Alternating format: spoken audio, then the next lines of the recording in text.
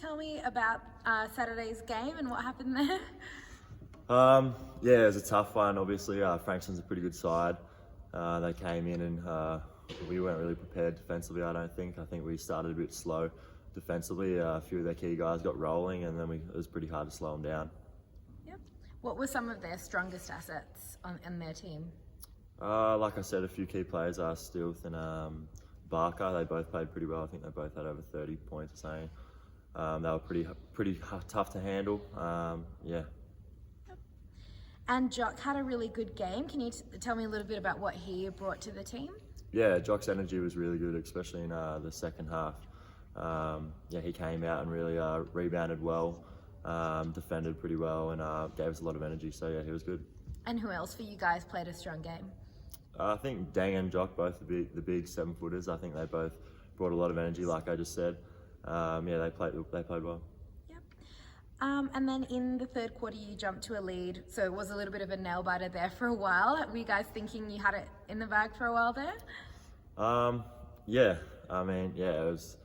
Honestly, I thought we were going to win it. We probably should have, but yeah, it's just one of those things that we had a bunch of lapses defensively, and you can't really have that in a 40-minute game. Yeah. And what are some takeaways to keep in mind for the next one?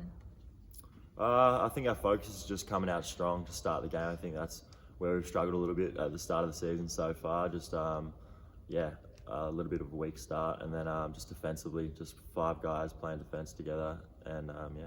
Yeah. Were you happy with your own performance on the night? Yeah, I was happy defensively with my own performance. I think I was a little bit passive offensively, so I think for next week I'll probably look to be a little bit more aggressive on the offensive end. But yeah, apart from that, I was pretty happy. Yep. And still hoping for that home game. Yeah. Still without a win at home, but hopefully the supporters keep coming down. I'm sure next home game we'll get that win. And how are you feeling to go against Ringwood? Yeah, looking forward to it. Obviously, it's going to be a tough test on the road. It's always tough, and any NBL 1 team, they're all good. They're all going to be a challenge. So it's a good game, and yeah, looking forward to it. So tell me about the defeat and what happened in Saturday night's game. Frankston are a great team. They're the number 1 team. So it's obviously disappointing to lose, but we had some injuries, and I think we did put up a good fight. Obviously, you never want to lose, but I think we've stayed as playing together as a team, and we can take a lot of positives out of that. And as you said, they are a really tough team, and they're unbeaten so far. So what are some of their strengths that were really hard to go up against? I mean, they have Tessa Levy and Darcy Garvin, who are members of the Opal squad, and they have a couple of other WNBL girls. So it's just a different level, different speed, different, they're smart, they can all shoot the ball.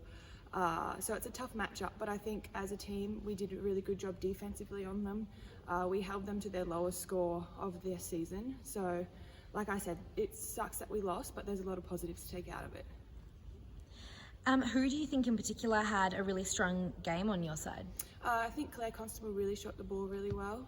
And then we just had solid contributions from people like Casey Burton, Taylor Wynn.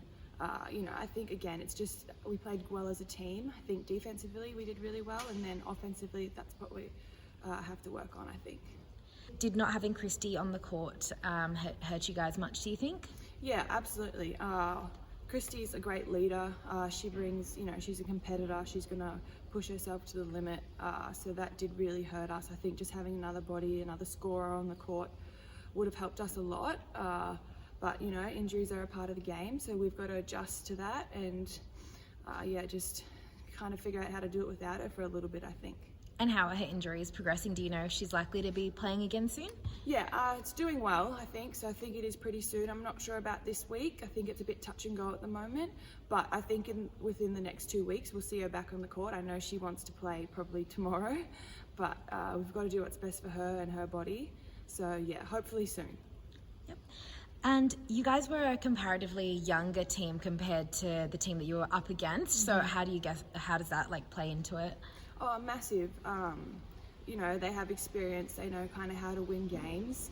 I think that's where, myself as a leader has to step up and kind of show those young girls how to finish games. But, we're working on that as a team. We're talking about it in practice, and you know, it's been a few L's in a row, but I think it is coming. We're coming together as a team, and I think that there's a win soon, hopefully this weekend. And yeah, what are you guys focusing on ahead of next weekend's away game? I think our offense, like I said before, defensively we're doing pretty good, but we've got to get our offense flowing. We've got to get some more shots up. We've got to make those shots. So I think it's going to be a focus on us this week, and it's going to be a focus on putting the ball in the hoop.